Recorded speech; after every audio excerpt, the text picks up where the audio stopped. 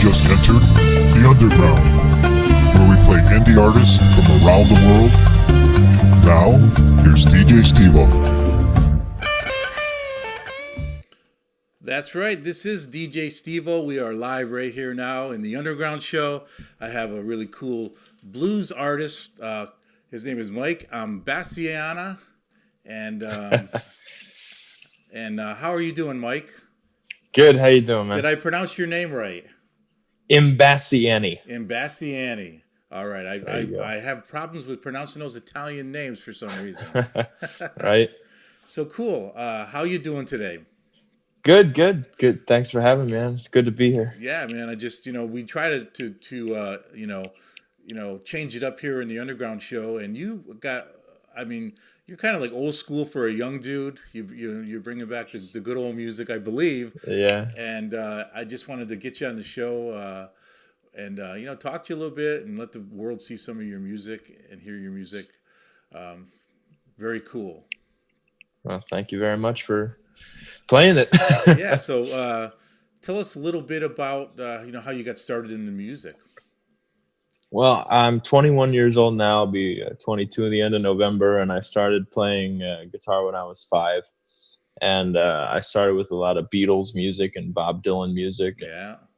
That led to me finding artists like Eric Clapton, Stevie Ray Vaughan, and Jimi Hendrix, and then looking back at some of the older blues stuff like Howlin' Wolf and Muddy Waters, James Cotton, and some of the real obscure stuff to finding some of the rockabilly like Brian Setzer and the Stray Cats, and to now I'm starting to find some more modern blues artists to cover like Kaleo and Cage the Elephant, and bands like that. Very cool, man. And Stray Cats. Speaking of Stray Cats, I used to DJ back in Western Australia way back in the day when Stray Cats first came out, and I used to play some of their music, which was really cool when they came out, because they even back then it was still old school, Right. It was the rockabilly 50s Eddie Cochran sound with a punk edge to it. Yeah, for sure. So you grew up where? Where'd you grow up? Well, I was born in upstate New York in Rhinebeck, about 100 miles north of New York City, and then moved down to Southwest Florida and Port Charlotte area when I was 5, and I've been here ever since. Oh, cool, man. So I've pretty much grown up in Florida. All right, so you're a Floridian. Are you near the ocean at least? Yeah. There's like the intercoastal, and I'm near more the Gulf of Mexico. Oh, okay. Very cool. Yeah.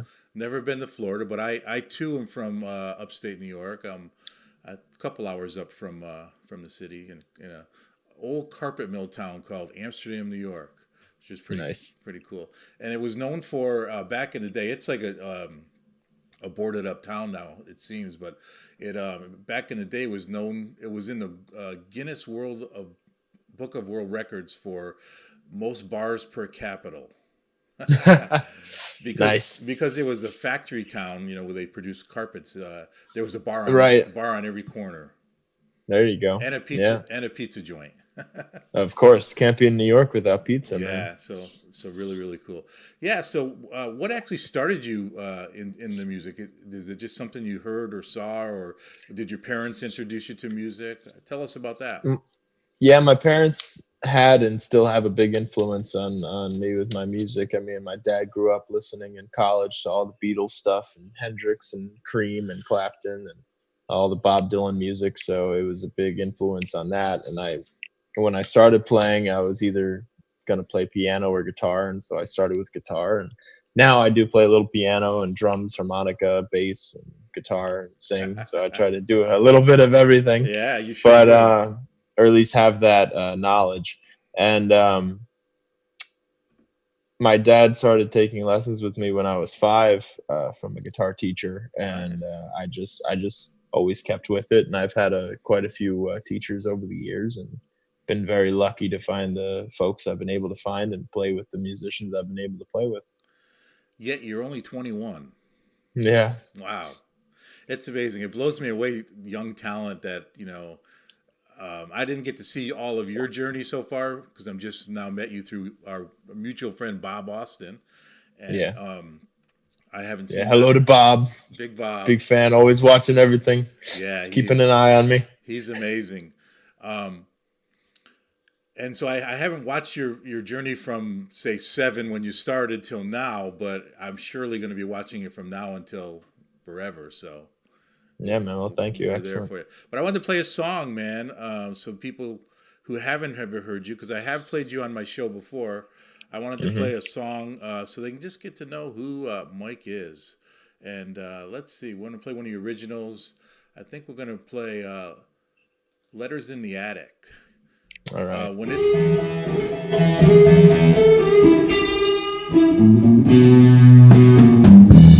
Letters in the attic, too painful to read.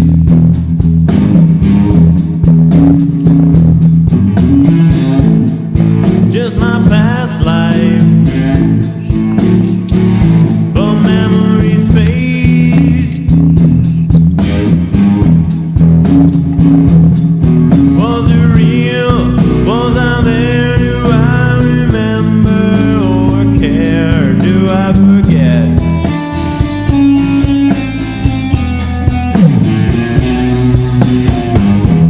Letters in the attic, I know that they're there.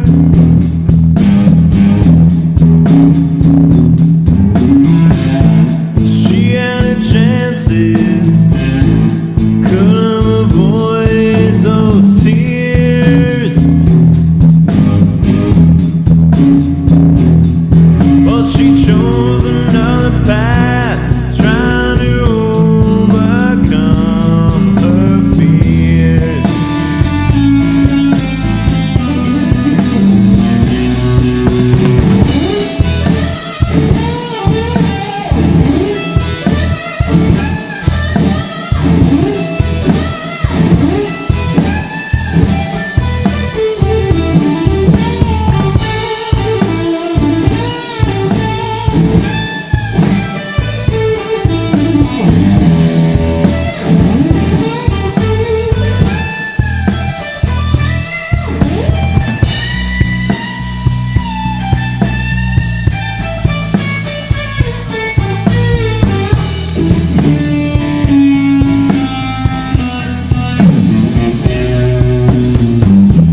Letters in the attic,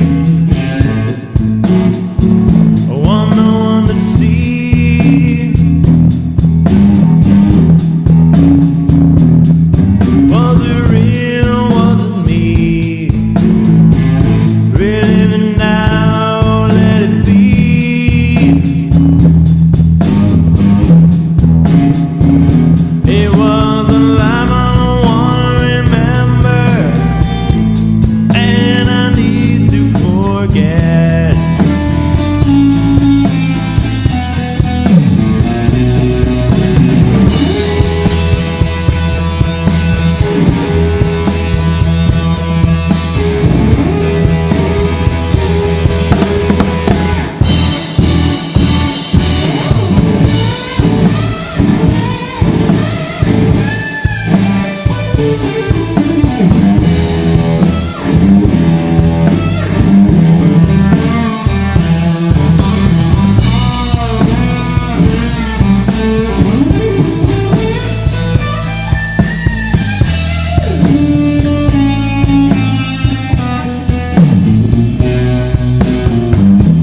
Letters in the attic, too painful to read.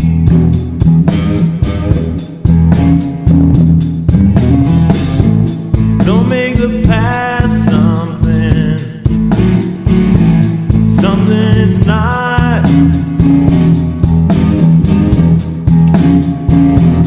Better to appreciate instead just what you've got.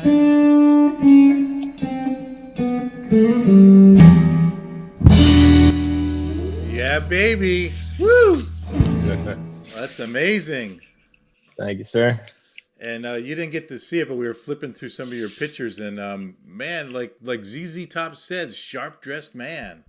Oh yeah, yeah. That was something you know, I started doing early because when I would go out to open mics or jams and meet with people, or just when I started playing professionally at 11, I knew I needed something that would set me apart from, every other kid, quote unquote, playing music somewhere. So I started with the hat, the trademark. Yep. And that led to wearing all black for a while and a tie or something. And now I always wear different colored shirts with the tie and the hat. And it's just, it's the image that I think, more bands should have, set Showmanship. yourself Yeah. right. Yeah. It's showmanship and sets you apart from everybody else. Yeah. And do you live that? I mean, like now I see you're just kickback t-shirt. Your hair's not Oh combed. yeah. Well, it's me wearing me. So I'm Oh, wearing my okay. t-shirt. There you go. There you go. I'm wearing my t-shirt too. Yeah, there you go. Yeah, I mean, you carry yourself in the way you want to be presented and taken. So I always try to keep it professional. When did you kind of like, I don't know, when it flipped, when you went from doing just like open mic shows all by yourself on stage to now you're putting on huge productions? I mean, when did that flip for you? Well, I mean, I found that everything typically changes every 5 years. There's at least a big step in the right direction every 5 years. Like I just recently got to play at the House of Blues in downtown Disney in Orlando. Nice. And for a couple private parties there, and that was to me, that's a big stepping stone. Hell yeah. Because that's that step in the right direction. And before that, I would say it was starting to play more festivals. I average about 5 festivals a year now, that I would like to increase more. But just in terms of gig quantity, I mean, 2 years ago, I had 123 gigs. Wow. Last year, I had 150 gigs. And Nice. as it sits right now, from January through December, I am 4 gigs away from 175. Nice. So I've been able to always say that there's been good steady growth in my career and moving forward. And just in terms of the quality of gigs too, and the rotations that I have with venues that are excellent venues to work for, that owners and I have the relationship and the respect for each other, that everything moves very smoothly most of the time. And these big festivals are coming up. House of Blues gigs come up here and there, and it's just all good step in the right direction. Heck yeah. And you're getting paid, right? Exactly. 21 years old, getting paid to play music. Can you imagine that, guys? All the audience is saying, "Dang, I wish I could do that." Oh yeah. And a lot of artists are watching right now too, by the way. So give some tips. Like how you got a couple of your first breaks. Well, one of the biggest things that I was doing when I was younger, from about the time I was even 8, so even for the younger folks out there, go to open mics, go to jams, meet musicians, get used to playing in a band. If you and a bunch of buddies just start playing in your garage, that's nice, but that's not a band. That's not exposing yourself to the knowledge you need from other musicians. And the biggest thing I always say is, you not only learn what to do, you learn what not to do, just by watching people. And you meet the music community too. I mean, you go to jams and you hang out with other guys and you make connections. And I mean, that's how I first started my band, was just going to jams and meeting musicians. And then all of a sudden I get a gig where, hey, I need a bass player and a drummer. So, okay, I met 5 of them over the past, 2 years of playing at jams. I can call them and see if they want to play. There you go, man. That's cool. But jams is where it's at for me. That's where I learned to become more of a lead rhythm player, because even when I do my lead guitar stuff, I throw in more rhythmic timing in there, so that when I was at jams, that sometimes the timing can be a little off sometimes, then you're able to keep the force going. And that was a big talk about turning point and stepping stone and the switch. That was the big moment for me to learn how to handle running a band, was going to jams like that. Yeah, and I bet at those jams there was probably mostly and probably all the time the artists were much older than you too. Oh yeah, I mean, I was always the youngest person So going into places. So you learn a lot. Yeah. And you get a lot of respect too. They're saying, "Damn, I wish I was that good at 21 years old." That's kind of like my son. He's 21 too. He's just like you. He started off doing the open mics and stuff, and now he's got a rotation of gigs here in San Diego. And nice.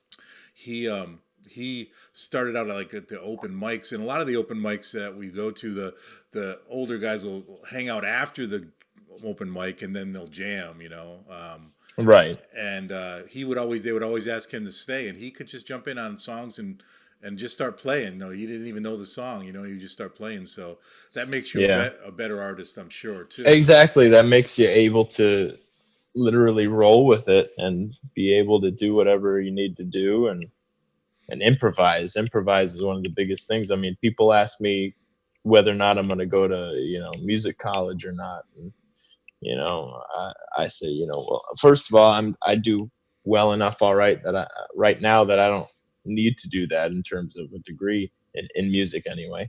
And second of all, from what I've experienced meeting musicians, whether they played in high school bands or college bands or even past that, heavy college bands and stuff like that. First, teaching in the school is more regimented. It's here, read this piece of paper exactly the way it's written. And there's no room for that improv. There's no room for you to expand and grow in the sense of your own ear and feel. It's more, I'm a heavy feel player. I roll with it and see what works. And if it doesn't work, I don't do it again. Yeah. Well, I interview a lot of artists, and the ones that have gone to college for music, they really, really appreciate it, and they have learned key things that have helped them. But they'll all say that you just can't beat what you learn out there on the road, man. You just can't beat it. Well, and not only that, what a guy can teach you when you're playing with them back and forth, and as a guitar player, blues and rock guitar is not exactly something you find in a music college either, unless you're going to Berkeley. Yeah. And I equate it too of, music. Even though I hate math, music is a lot like math, at least blues music too, because I make the equation, the formula that blues music is like adding and subtracting. It's very simple. You can have a very simplistic view, but it can also be extremely complex if it needs to be. But jazz is like calculus. And once you learn calculus, you never look at adding and subtracting the same way. And I mean, you listen to amazing artists like Brian Setzer being one of them, and John Mayer, and especially anybody who went to Berkeley as well, because that's what they train in, is jazz guitar. When you listen to their music, you hear those jazz influences, and that never gets out of their head. Yeah. And by the way, John Mayer didn't even make it through 1/4 of his. Right. He got plucked out. So he's quit, Yeah. And he's done well. So it's, yeah. It's not for everybody. I think at 21, what you're doing now with all the shows you do every year, and, you're playing the House of Blues, and you're getting, people who are, hiring you to do private parties. You're on your way, man. Tell your mom and dad not to worry. Thank you. You're going to make it. Oh yeah. Thank you, man. And I'm sure they're your biggest fans, I'm sure. Oh yeah, I talking about what other musicians have said meeting at jams, especially when I was so much younger, is one of the biggest things was just meeting musicians who said that they wish they had the support that my parents give me from their parents. Exactly. I'm very lucky to have that.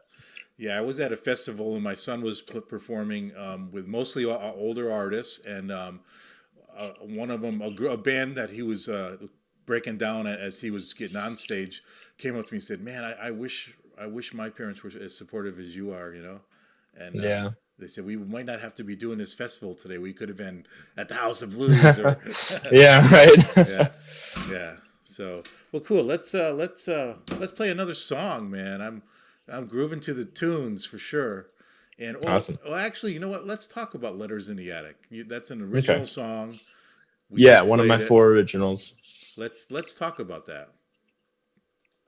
Yeah, that was I think because I wrote the 4 at roughly around the same time, and I know Love Struck was the first one that kind of got the ball rolling a little bit with that.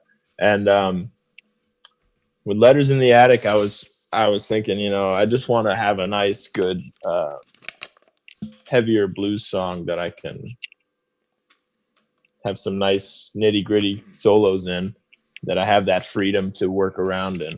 And yeah, it came out with that. And you write some songs and about stuff that happens at the time, and you're like, oh yeah, I don't mind, talking about it now. Exposing myself Right. to that.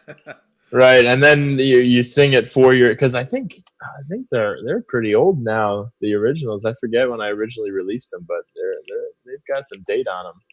And now I just played it last night at my show, and you think about it, and you're like, I don't want to think about what the song's about anymore. I just want to play the song and enjoy the song, which I am able to do, and I like.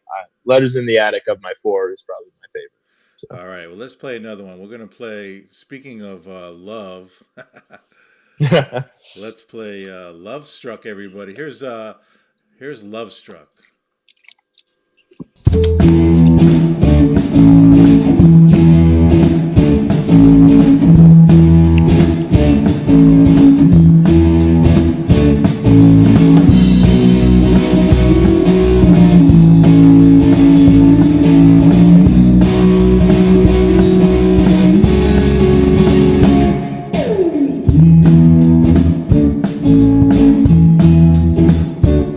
I'm in love, can't you see that my baby, she's good to me. But today, don't know where she could have gone. Why doesn't she care?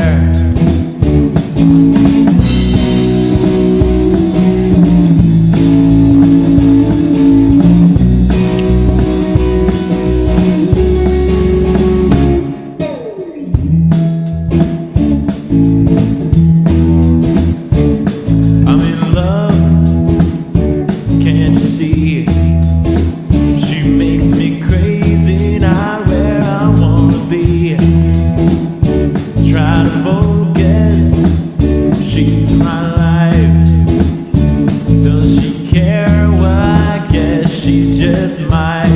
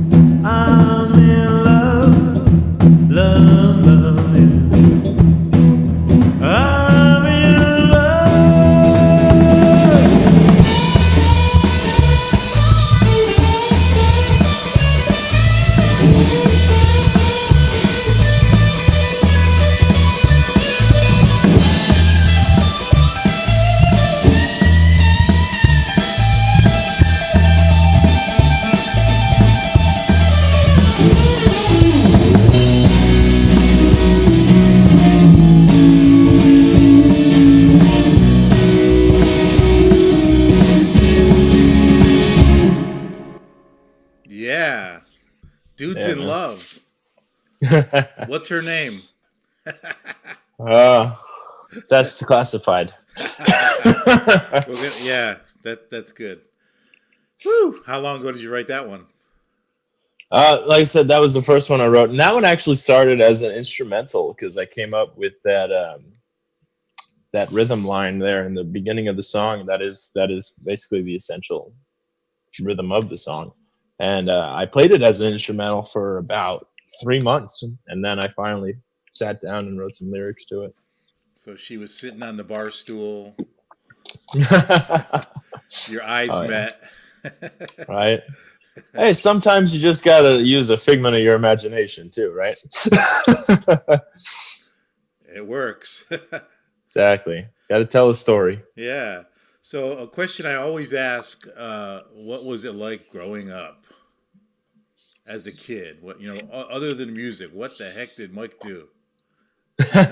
Well, I guess my other pastime is that I've always done, and I've been doing it for 10 years. Is I do kenpo, karate, jujitsu, Wow. uh, and I've been doing that for a long time, and that's kind of my good self defense stuff for the bars, right? Yeah. Got to fight them But women off. oh, right. And other than that, not a lot. Music takes up most of my free time. Yeah. And growing up as a kid, I was homeschooled all my life, so I was lucky in that aspect of being able to be around my parents all the time and just have that growth and everything I needed from them. So no senior prom or any of that stuff. Nope, nope. I little fun fact: I did do actually I did the National League of Junior Cotillion when I was a lot younger. They teach you how to do the proper dances and stuff, swing dances, Wow. foxtrot, stuff like that. And it was a 3-year thing. And as you got older, you could be a helper for the year behind you. So I believe when I was a third year, all the second years had a 50s dance. So as a third year, I played for the second years in the 50s dance. I did a Nice. solo show, Johnny Be Good and stuff like that. Wow. Very cool, man. So that was fun. But yeah, that's something I always enjoyed. Awesome, and it's nice that you got to do that in front of your peers, and they could look up at you, and hopefully inspired a few of them to go on into the doing music themselves. Oh yeah, exactly. Wow. So you want to give out some shout outs? Give some shout outs to some of these influential people in your life that you love. Ooh, yeah, it's a good one. Well, all my teachers, from Mike Hovenkamp to Albert Perlaza to Danny Shepard and Don Metzner and Susan Niekamp, all the people who've helped me with that along the way, and Denise Young, my first vocal coach, and uh, just the people who gave me the first chance of playing, the Punta Gorda Guitar Army, all the musicians. That's where I first started playing in front of people. A Wow. bunch of guys just sit in a circle and take turns playing music, and that's where I got the name Little Bob because all I played was Bob Dylan music.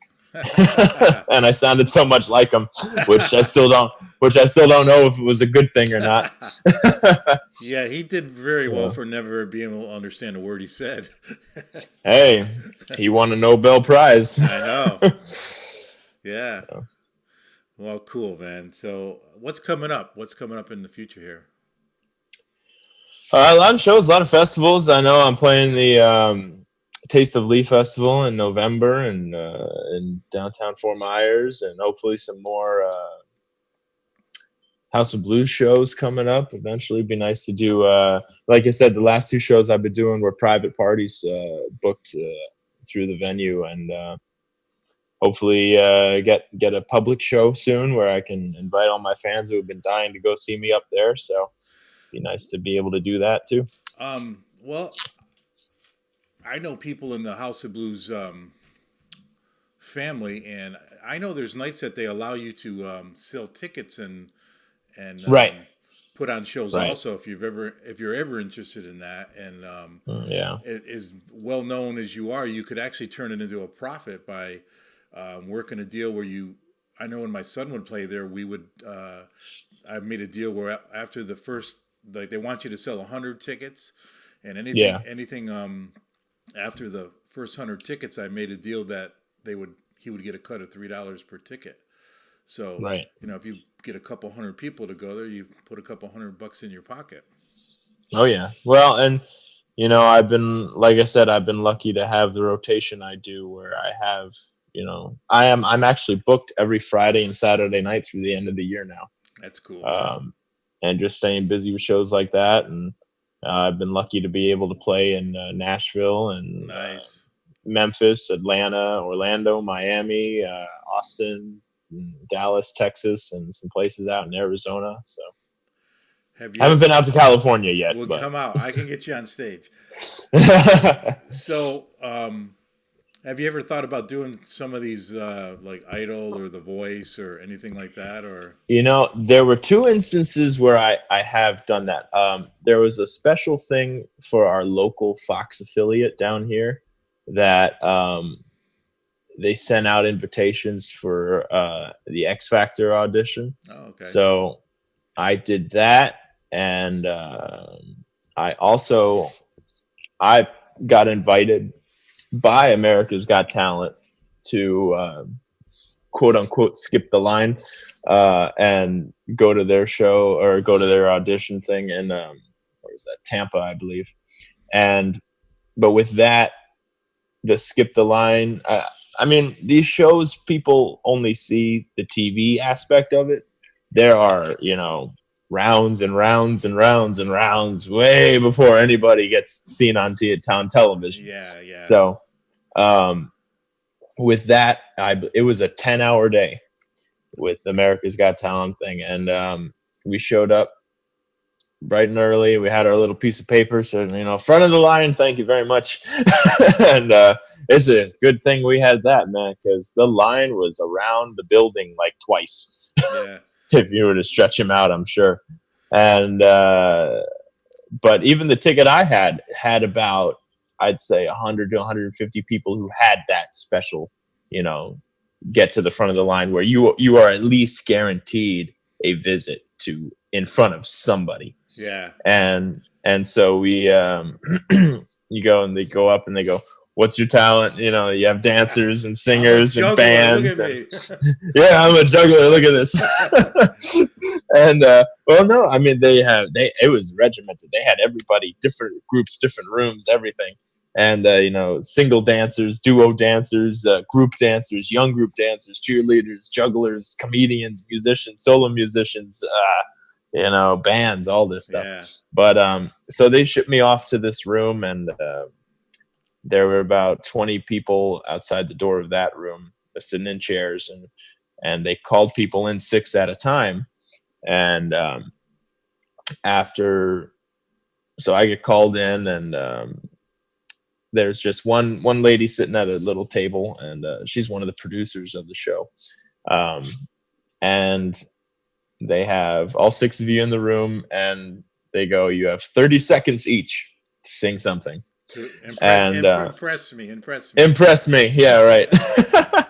And she was very nice lady. And I was 6th actually as well. So I'm sitting there, I'm listening to everybody, and I go up and I sing my song, and they go, okay, thank you. And so you walk out of the room, and then from that, there's a guy outside the room with a clipboard, and he goes in the room and then came out and said, all right, Imbasciani, you go back in. Everybody else, thank you very much. We have your information. And so I go back in, and that's what they were doing. It like they might call one person, they might call 3 people out of the group, they might call 2, they might call all 6 back in to hear more. And so I go back in, and she goes, okay, play something else for me. And so I play something else, and she goes, okay, play something else. Okay, blah, blah, blah.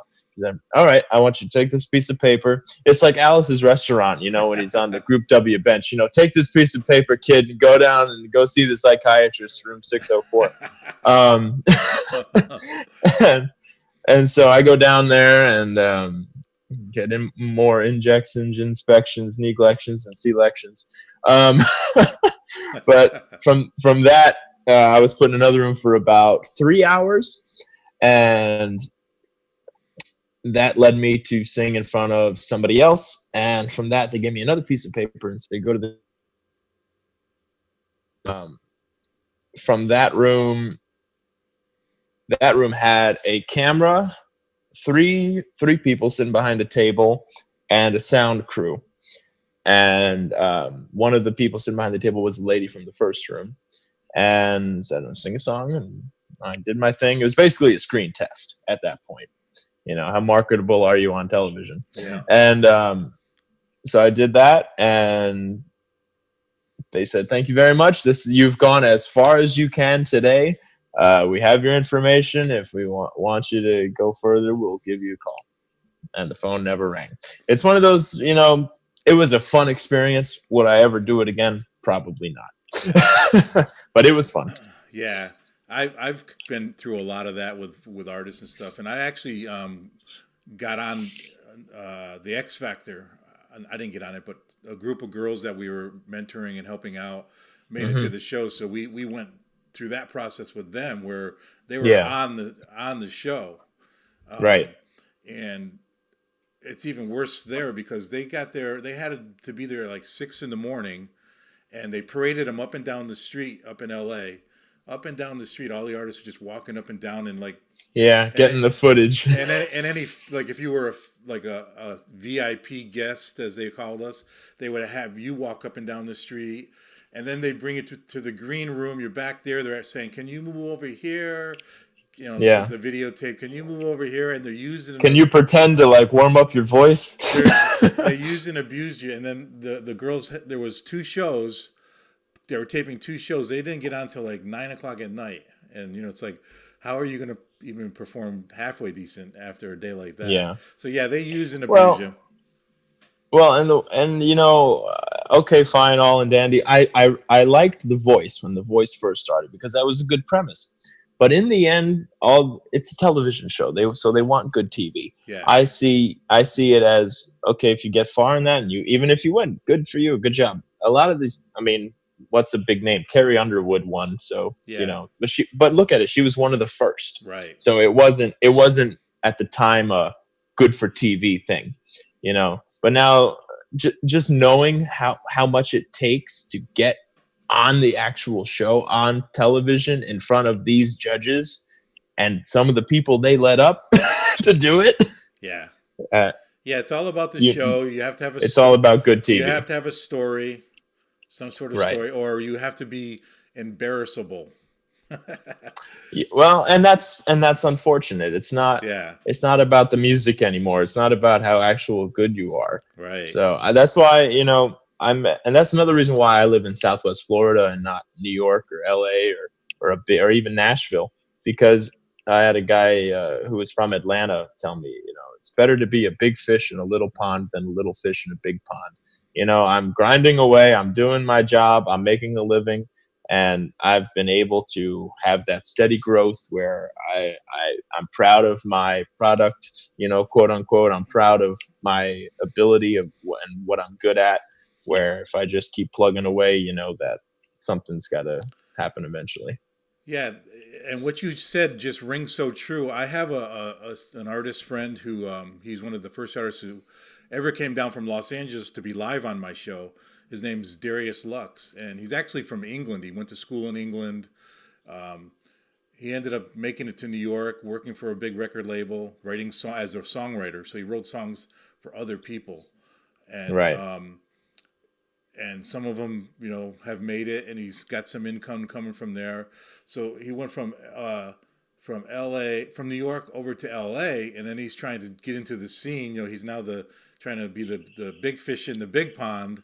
And, and that they're gonna chew him up and spit him out. And even though the guy is amazing, he decided, he ended up buying a motorhome, and he just booked shows, and he started doing like the west coast of California show up and down, and just was loving it, him and his wife, and he ended up hitting a show in Sedona, Arizona, and Oh yeah, I played there. He's Yeah. never left. He's still there. He's loving life.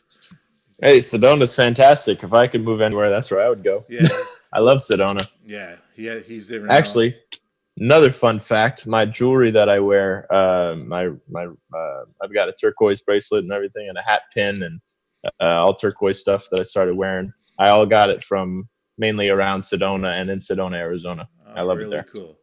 All right, we're gonna play another song here. I'm All right. sure everybody's itching to hear some more. We're gonna play. Let's see. So.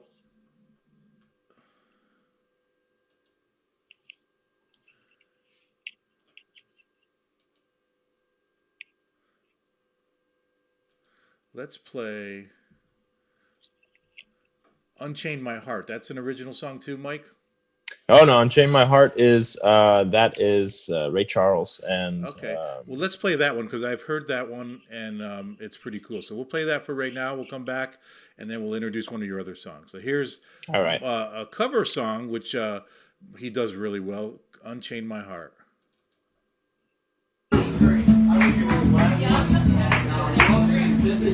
And it's live.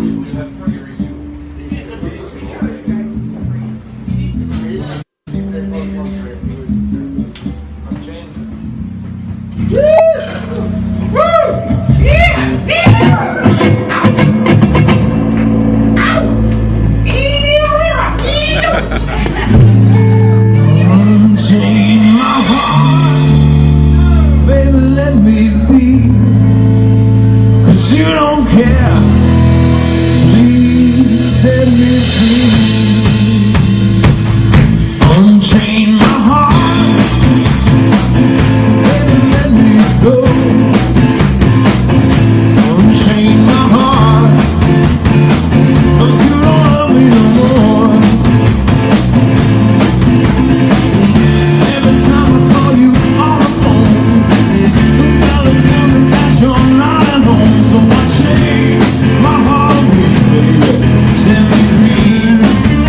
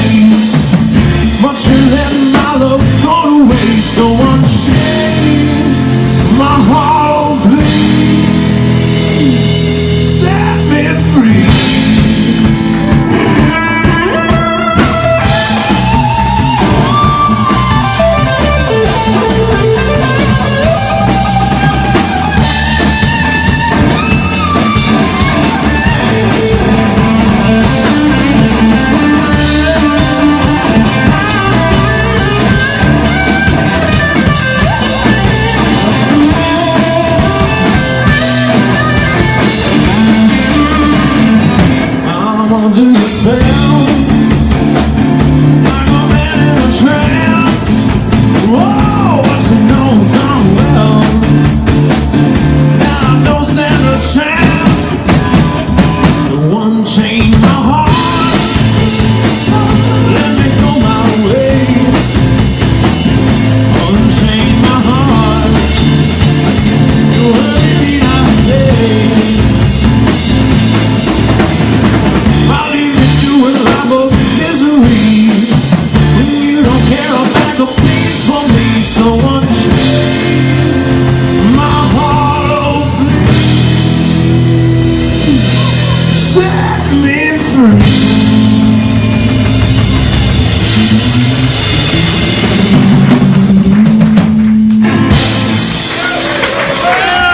Thank you very much. Yeah. Thank you very much. I love that live music, man. Hell yeah. Can't beat it. Amazing. Yeah, so somehow that got mixed in with your original music, but I think it's a blessing. Hey, that's all right. Right? I think it's a blessing. Yeah, so so I was showing all your promos and stuff, and you've played at a million very cool places. Oh yeah. Just amazing. Just the decor alone, and you could sit up and watch that all day long. Right? Oh yeah, that's for sure. Very cool. So what's some of your favorite places other than the House of Blues? I know that's huge, but say a small town type place. What's your favorites? Well, one of my favorite places, I'm actually playing this Friday in Matlacha, and that's Bert's Bar and Grill in Matlacha. It's old Florida, right before Pine Island. They got shrimp boats right across the street from it. And wow. Right on Matlacha Pass, really nice area. And we play, and there's a really, a small bar in the front, pool table, typical, small town bar feel. And then you go in the back room, and that's where they have all the bands, and they call that the Gator Room. And they have a big dead gator on the side of the wall, and, taxidermy goats and deer and weird stuff all over. And then license plates all over the place too. So that's probably one of my favorite venues, and I've been playing there since I was 13. Wow. So when did your voice change to? You were playing the same type of music back then, or? Yeah, I was playing a little more CCR back then. I could hit those high notes, but now I play a little, some of the lower stuff, like Howlin' Wolf. But no, I think my voice started changing when I was about 16, a little before 16, and started going a lot deeper, and that's helped me a lot. I try to avoid listening to some of my earlier stuff. My voice hadn't changed yet. Yeah. Well, it's a blessing. God blessed you, and he said, you know what, this kid sounds pretty good, but I think I want him to sound better. Just a little better. Let's put a little deepness into that voice. Yeah. Yeah, that's cool. It's funny. A lot of, and I refer back to my son a lot, but I used to manage his band, and one of the kids in the band, when in the younger days, his voice changed, and I looked at him and said, "You're not singing. You can't sing anymore, man. Your voice just, it changed for the worse. So until you get out of that awkward stage, you're gonna have to just play those keyboards." Well, see, that's why playing the Bob Dylan music, it never really mattered. Playing the folk music, I enjoy that. It's just telling a story, Yeah, very cool. Why don't you give some of your social medias out, so everybody take out your pencils and pens or your cell phones, and Mike's going to tell you where you can find them. Well, there's my website, which is just MikeImbasciani.com, which is IMBASCIANI, MikeImbasciani.com. My band is Mike Imbasciani and his Blues Rockers, with Z's instead of S's. They're all funny enough. There is another Blues Rockers band out there somewhere with S's, so I know I had to be different. And my Instagram, I post a lot on there. Just some more everyday stuff. That is Mike Imbasciani, and then the number 1. Again, it's IMBASCIANI. And then on Facebook, I have two. I have my regular page, and you can add me as a friend, which is just under Mike Imbasciani, or my band page, which is Mike Imbasciani and his Blues Rockers. You can give that a like. All right. Well, we're gonna. I'm sure Bob Austin will post up all your info on the page also. Oh, yeah. And so, are you good at social media? Do you respond if one of my listeners or viewers? Oh yeah, I try to respond to everything, or if not almost everything. I try to respond as much as I can, and I find I'm lucky with my parents. I have my team of people. You know, my dad's my manager, and he's a lawyer, so he handles all the contract stuff, and he takes the pictures at the shows. And Nice. my mom edits the pictures and puts them up on the website and on Facebook, and posts a lot of the gig stuff. But I try to respond to as many people as I can. Very cool, because that's important. The younger artists just don't seem to, to do that, and that's the biggest thing I try to, instill in them is social media is where it's at, man. I mean, exactly. You don't even need a record label nowadays if you work your social media good, and give people a platform where they can go to find you and see you, and I'm sure you've gotten gigs or met new followers. Exactly. Well, and that's the other thing is also, you can see my live videos on YouTube, and subscribe to me on there. Just look up Mike Imbasciani and subscribe to my channel on there and get all my videos when I post them on there. And also my 4 originals are on iTunes and Spotify, Google Play, and they're on all the obscure music stations as well. Any digital platform that you can buy music, my 4 originals should be there. Cool, very cool. And are you selling some? Yeah, actually, it's funny. As long as my songs have been up there again a few years, I just got my first invoice from iTunes from CD Baby. They're also available on cdbaby.com. And I just got my first payment from them. I sold enough that they finally sent me the money. Yeah, they sit on your money for as long as it takes. Sometimes it's a few years or yeah, right, or at all. Yeah. But you gotta see, the thing is, people think, well, my music is on CD Baby, it's on iTunes, but if you don't bring people to that, they may never find you. So you have to always in anything you do, you should have on your page somewhere that you have that. If you don't lead people there, it's just like being in an advertising firm.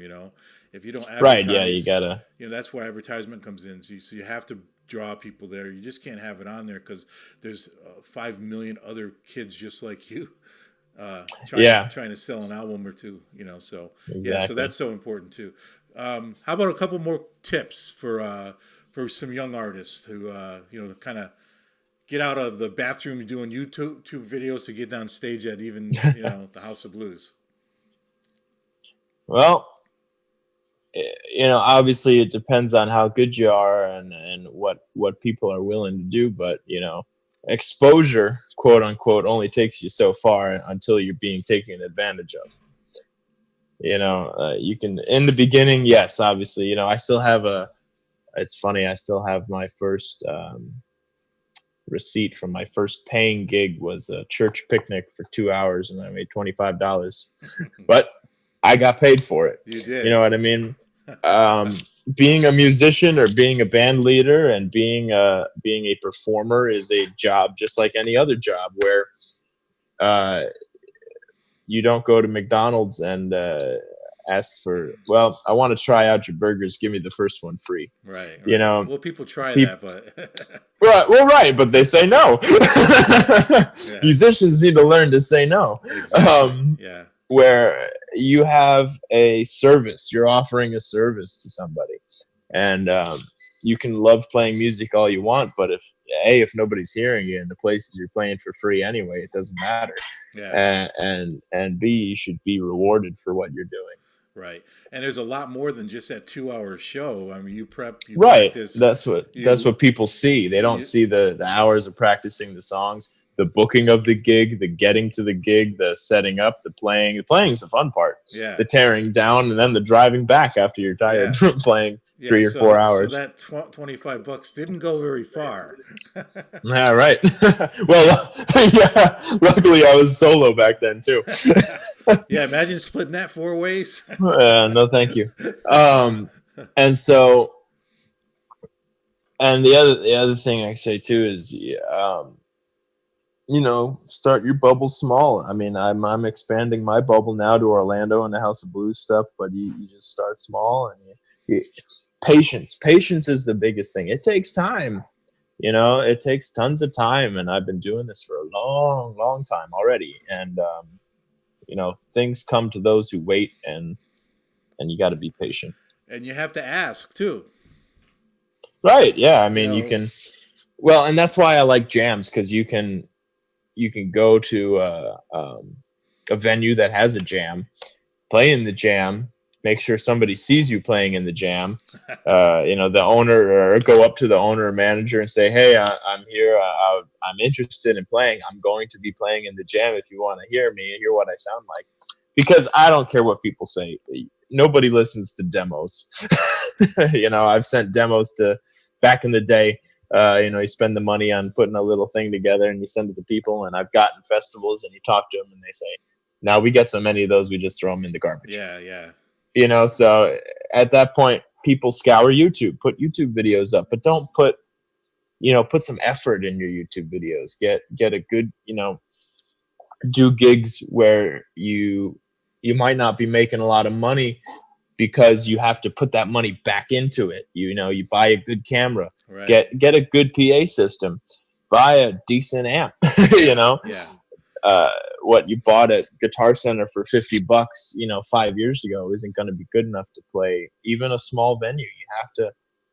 You have to put in not only the work and the time and the effort, but you have to put in the money and put in the ability and put in the knowledge of researching what's right for what you want to do. Yeah. And I want to give you a tip and some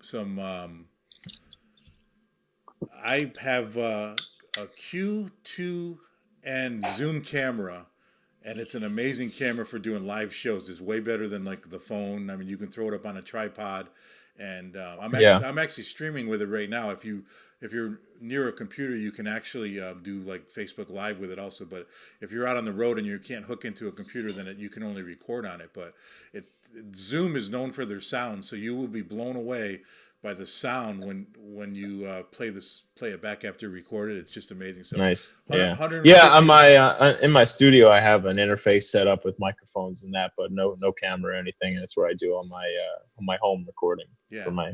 Well, if you get a chance, studio check it records. out. It's Q2N Zoom, a Zoom Yeah. Q2N, great sound. And they're like $159. You could put a couple of them in your studio. But I wanted to ask you, I've watched in a lot of your videos. You have a lot of videos up. Yeah. When are you going to do like a what they call the official video? Do you have any official videos?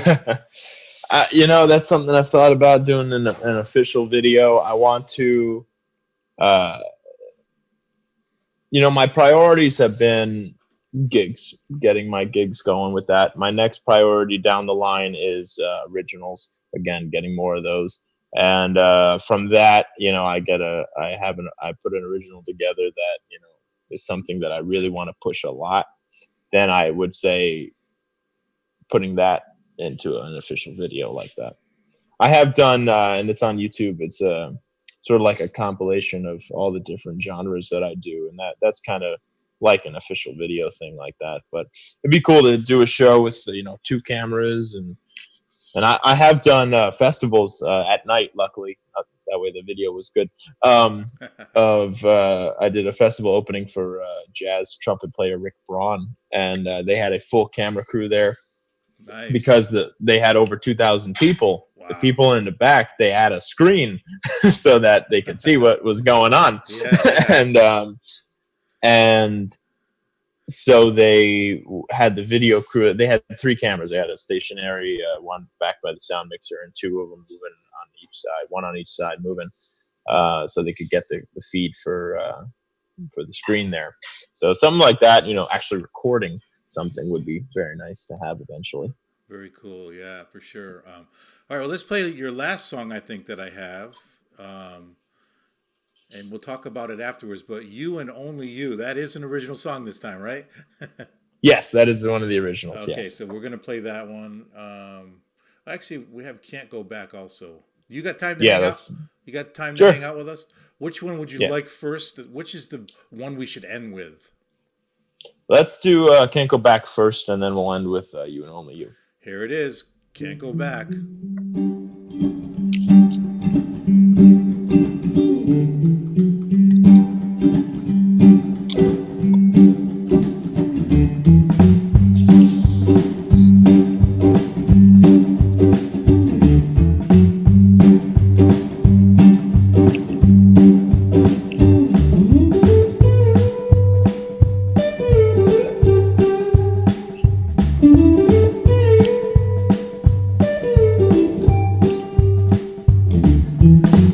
Once lived in a fine old country home, lots and lots of room to roam.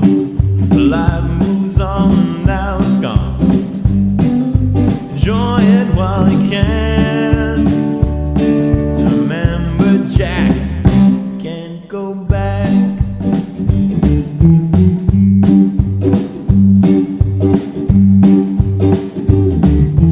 Once had a hot rod, slick as can be, fast as a bullet, thought that was me. But life moves on, now it's gone. Enjoy it while you can. Remember, Jack, can't go back.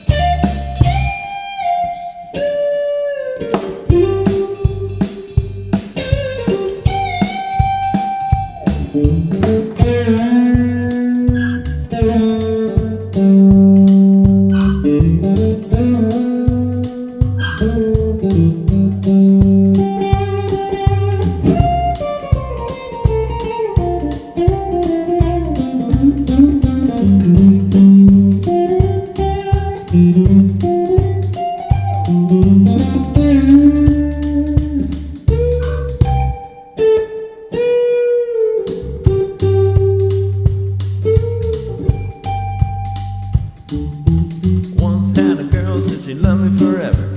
I loved her to blend life together. But life moves on and now she's gone. Enjoy it while you can. Remember, Jack, can't go back. Remember, Jack, can't go back.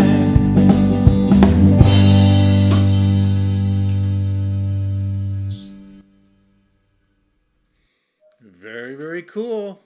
It's got kind of got that soft shoe effect, you know. Yeah, and with that, I tried to have, with all my originals, as you'll find, I tried to have a little bit of variety in all four in terms of almost different music genre, but still trying to center around the blues stuff. Like Letters in the Attic is more just that good hardcore blues sound. Love Struck has a little more of a rock sound. Can't Go Back has more of, I feel like, a country feel almost with that walk up. It's got the Elvis in his country day sound. Right. Yeah. The bum, bum, bum, bum, dun. Yeah, like that. And what I really like about You and Only You is that rumba feel, because I was listening to a lot of some of Clapton's more obscure stuff, and I pulled from some of that and some of Setzer's stuff, and so I try to emulate what I like and come up with something myself. What's your process now? When you write a song, you do it on guitar mostly, or piano, or Yeah, guitar. guitar, obviously. And Yeah. do you let the bass player come in and the drum player come in and kind of do their fills with, or do you? With the originals, I'm trying to have more of, I try to come up with the full aspect of all of it. Again, I tried to have the knowledge to to have that and to know to think of what I want and then be able to do it type of thing. And then when I with the 4 originals there at first, and then we started playing them, and you kind of tweak them as you go along. First playing them out, and you get the full arrangement you want. But I try to write everything myself. Do you actually write the notes and everything, or this is all done in your head? More so in my head, and I write down, whether it's chord charts or specific, guitar parts, or because there are things even in my covers. There are things I do every time, I play it, and then the rest is, make it up as you go. Yeah, yeah, very cool, man. And so writing songs, do you have to get in the mood? Do you have to be in a certain place? Yeah, I mean, originals, like I said, right now aren't one of my priorities, where I haven't thought about it too much. I have the mentality of when it's right, and when it's time to do it, because I don't want to force something and then it's not what it should be. Yeah. So I figure that, and that's another reason why I haven't sweated about it too much, because time hasn't been right, obviously. Yeah. I mean, I come up with little things here and there. I write them down for future reference, it's nice the phone can, record little voice memos or whatever. You come up with a little guitar part, I press record, I do something and go, that's a good idea. I'll save that for later, Yeah. And then sometimes I'm like, I'll start playing something just out of the blue. I'm like, that's pretty cool. And then it clicks like, oh, that's please don't let me be misunderstood by the animals. Yeah, there's only so many chords out there, right? Right. So it's about the story you have to tell. And, I'm young and I've been through a lot, but I don't have that experience either. And I'm a private person where, stuff happens in your life, as in everybody's life, that, you have to be comfortable in talking about. Yeah. Yeah, because you probably don't have a girlfriend right now, or you'd be writing like love song after love song. So, well, I do have a girlfriend right now, actually, and she and I are very happy. And it's hard to write a blues song when you're happy, right? That's the thing. Good point. But yeah, so I mean,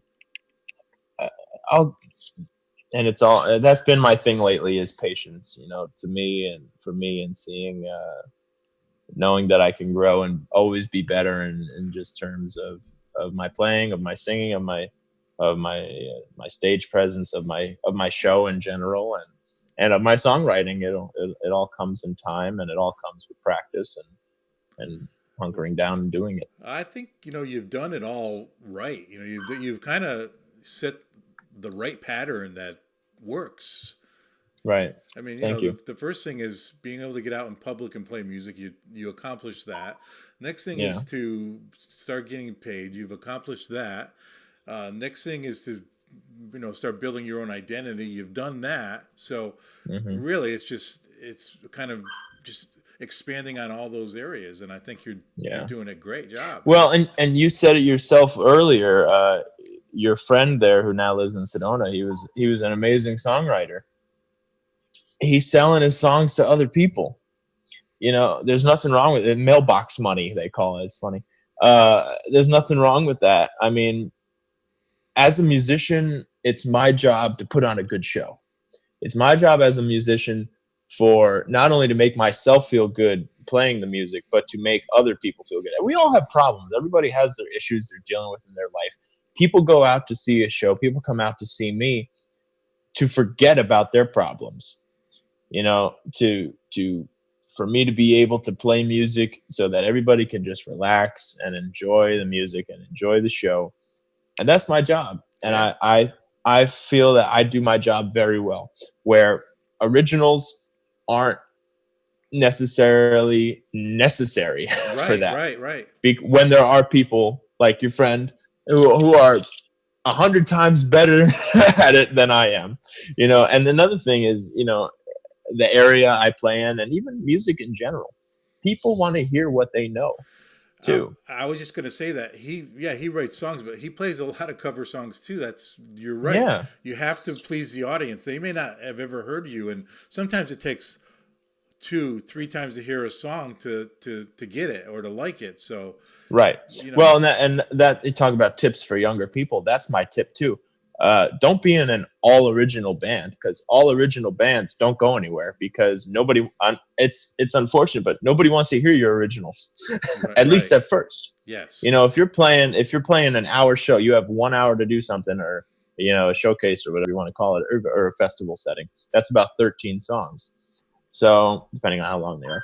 And so if you have originals, that's great. And if you are playing a 3-hour gig, 13 songs a set or so, play 12 covers and 1 original per set. Yeah. And if you have 10 originals, that'll keep you busy for a while. You rotate them out. And then when people start liking those, then you do 11 covers and 2 originals. And then before you know it, if your originals are really good and people like them, you'll be doing an all original set. Yeah. That's just like back in my DJing days. You'd play songs maybe that you didn't even like, but if that's what would keep people on the dance floor, you always had your key songs. Exactly. When it looks like they were going to get off the dance floor, you'd throw in this next song. Right, and it keeps people there. Keeps them on the floor. So yeah, that's it. The cover songs are exactly that. Yeah. So it's and that's the thing. I mean, you talk about being a musician. Being a musician is one thing, but you have to be a businessman. You have to know the business. They don't call it the music business for nothing. Exactly. And you have to, and it's hard doing that. And some people can do it, and some people can't separate that. And that determines your success a lot of times, if you're able to run it as a business. And that's what I do, is I run it as a business. Yeah, and you're smart. I mean, you're there for the long haul. So, and to be there for the long haul, you also have to get paid. So you got to run it right. I always make the joke. If I expose myself anymore, I'll get arrested. Very cool. Yeah. All right. Well, let's play the last song, and we're gonna wind down this show. I've had a blast, my friend. Thank you so much. Yeah, thank you for having me. Hope to do it again. Thank you. Okay, so the next song is going to be, what's the name of the next song? The other original, You and Only You. You and Only You. All right, well, here it is, everybody.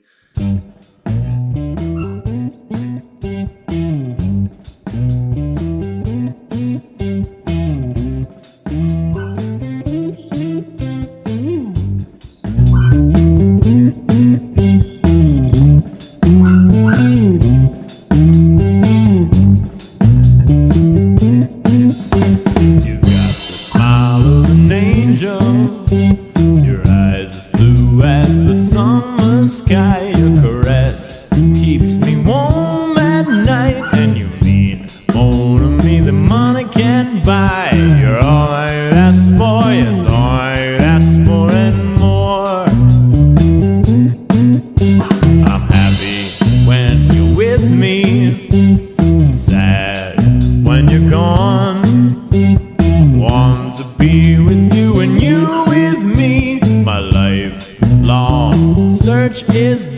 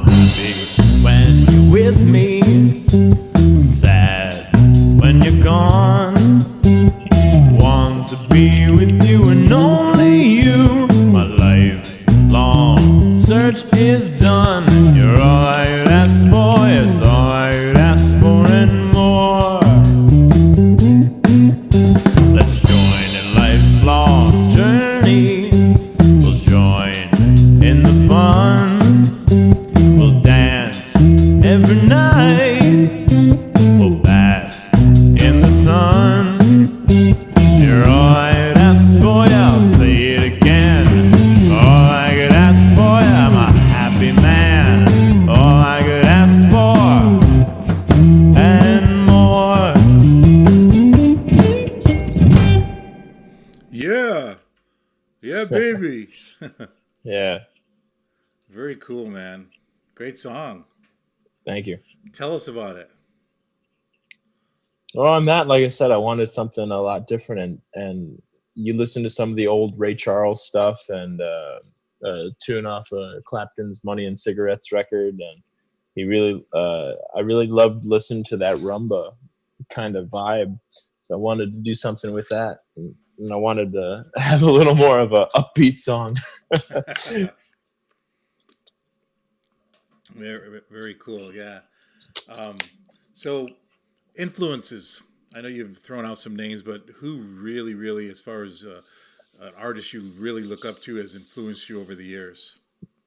Well, over the years, like I said, I started listening to the Beatles, and some people love the Beatles, some people hate the Beatles. Most people at least respect the Beatles, and listening to what they've done, and a lot of their stuff I put on my quote unquote no cover list. I don't even try to cover them because that as a you can't cover these songs like they've done, and it's unbelievable, and just every Beatles song you ever listen to is different, yet it's so iconically them. So that was one. And that led, like I said, to the Bob Dylan stuff, which was just the storytelling, and that got me to become a good rhythm player. And then listening to Eric Clapton's simplistic playing, his nickname Slowhand, and that got me to not want to play a million miles an hour, but just play with the feeling of that Clapton has in his songs. But he was still able to whip it out when he needed to. Oh, yeah. When he needed to, like in Cream and Crossroads, the Live at Winterland version. To Stevie Ray Vaughan, I like Stevie Ray Vaughan more than I like Hendrix. I understand Hendrix, but Hendrix is a little too far for me sometimes. Like, I don't listen to heavy rock. I don't listen to Led Zeppelin or anything like that because a lot of that's too heavy for me. I've never been a fan. And Hendrix is like that chaotic stuff that most of the time just goes a little too far. A lot of his live stuff is very good because I love his version of Foxy Lady at the Miami Pop Festival, because he's contained, because he has to, keep the ball rolling because he's doing a live show. A lot of his studio stuff, like Third Stone from the Sun, and, I love that song. It just goes on for too long. You lose me. Where Stevie took that chaoticness and took Albert King's blues stuff and, put them together, and they worked. And so I developed a lot of my playing style from Stevie's chaotic, what's my word that I use for it? Is chaotic simplicity. Yeah. Where he's a very aggressive player, and I have that. I've been told many times I'm a very aggressive player. But you still have to, keep yourself within this good steady bubble that always moves, but you're not popping out of it. And I also love listening to Brian Setzer. He's my new favorite lately. Listening to some of the Stray Cat stuff and his orchestra, because his rockabilly stuff and just the new chords I've learned, in the past 6 months or to a year of playing Setzer stuff that you don't hear every day. That is just fun to do, and it's playing his music has been able, because I'm a more quiet person.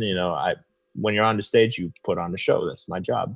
But in personal life, I'm more quiet. I'm more reserved, and so being able to play the Setzer stuff has let me be able to come out of my shell even more on stage, and put on even a better show.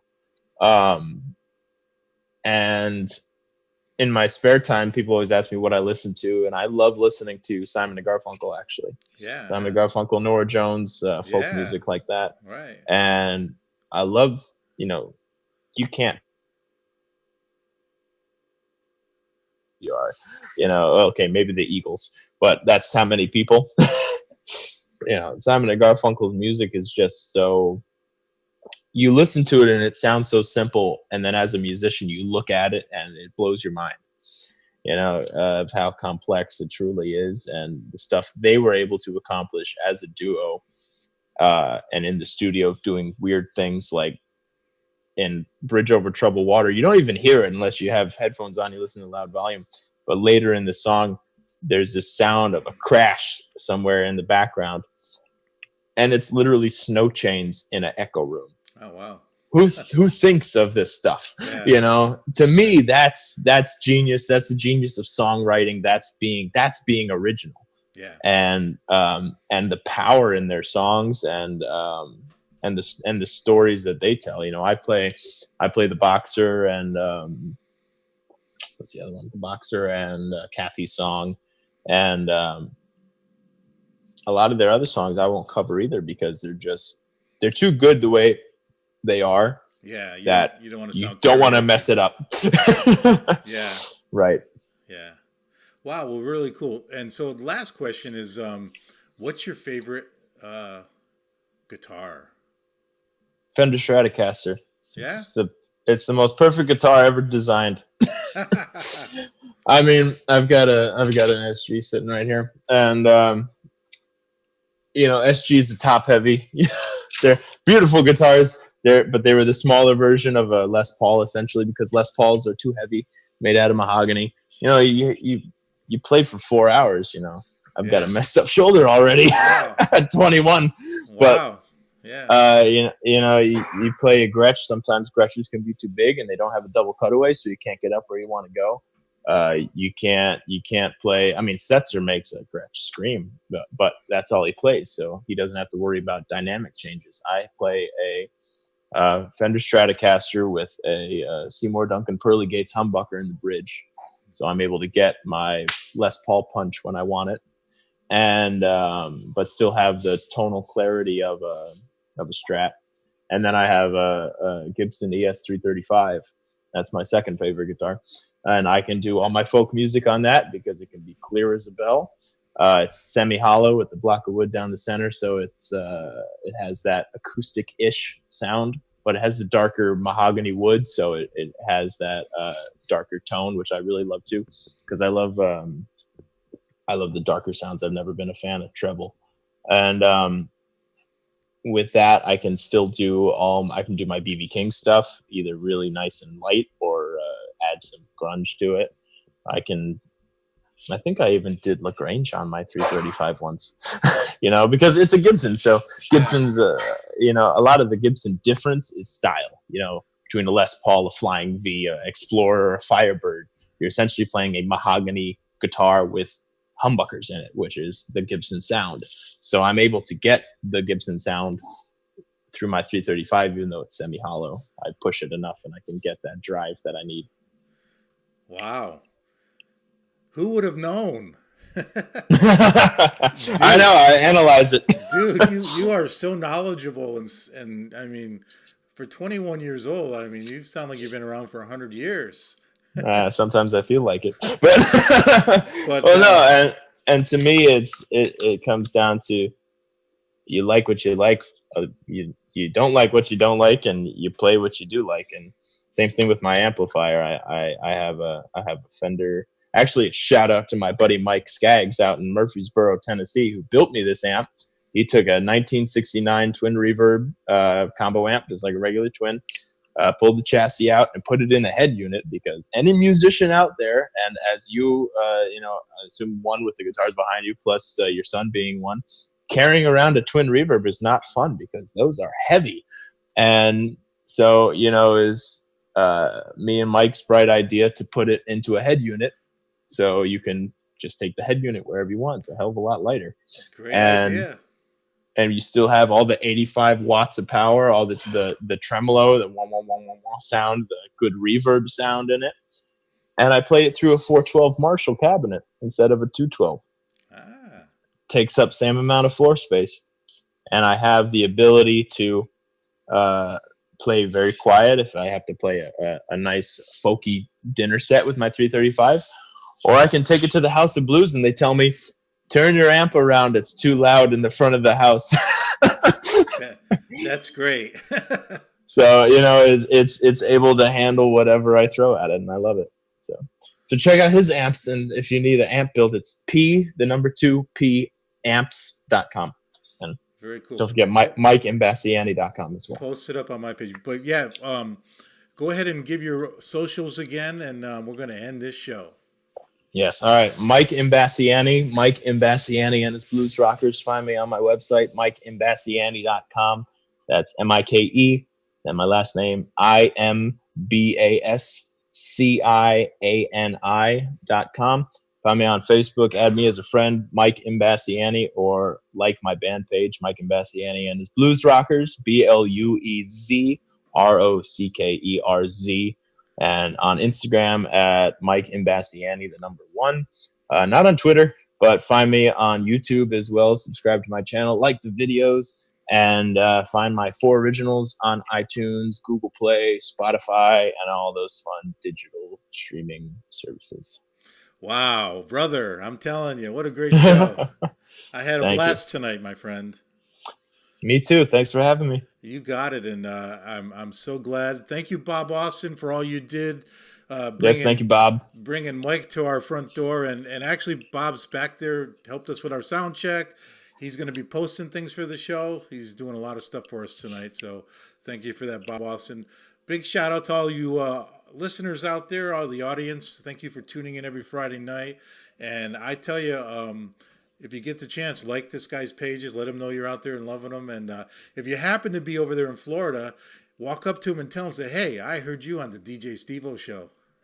There you go. Exactly. Does that ever happen? I mean, do people kind of come up to you and they kind of know you, or? Oh yeah, I go on one of the local radio stations here once a month, and I go on. I did my own internet radio show for a little while, and then you hear some people heard that, and it's fun hearing oh, I heard you at such and such, or I heard about you at such and such. And very cool. I love, because my fan base we're very close knit. I love all my fans. They're wonderful people, and every time, most of them are from up north too. So when they have friends who visit, they go, "Okay, we're going to see Mike," and so they add more to the fan base, which is nice. So yeah, I'm very lucky to have the support and all the fans that I have. All right, well, thank you very much, my brother. Appreciate it. Love your music, and we'll be staying in touch. And God, I had a good time. Excellent. Thank you very much. All right. Well, stay right there, Mike. I'm going to say goodbye to everybody, and we'll just chat for a minute. But yeah, thank you for tuning in, everybody. You can tune in every Friday night, 6 p.m. Pacific time or 9 p.m. Eastern time. We like to do these interviews, bring in artists so they can show you their music.